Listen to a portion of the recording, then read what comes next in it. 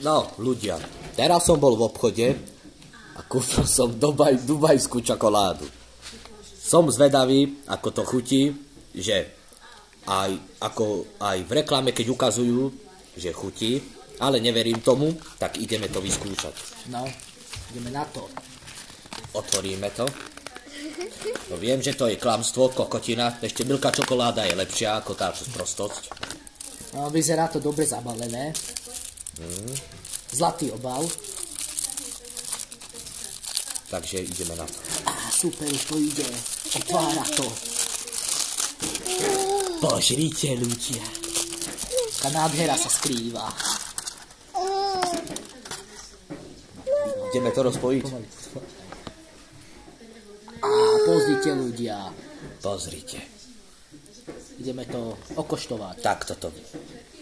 Na kus. Ideš prvý? No.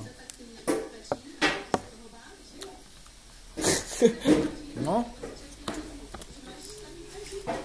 No je akože zlá. Ale nie je to tak, ako to ľudia hovorili. Presne. Je to inak. Ako som povedal.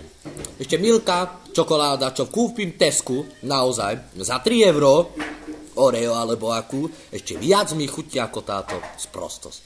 Proste to je zbytočné peniaze, len za to vyhadzujete ľudia. Takže zbytočne za to, že tu je iba táto plnka, aj keď Milku kúpite, a to je ešte hrubšia než táto a máte tam naozaj väčšiu plnku aj oriešky. A ešte lepšie to chutí, nie? No a dali sme za to 10 €. Pozrite, ako to vypadá. A 10 € a... Na hambu, veď to nie je to tak, ako to malo byť.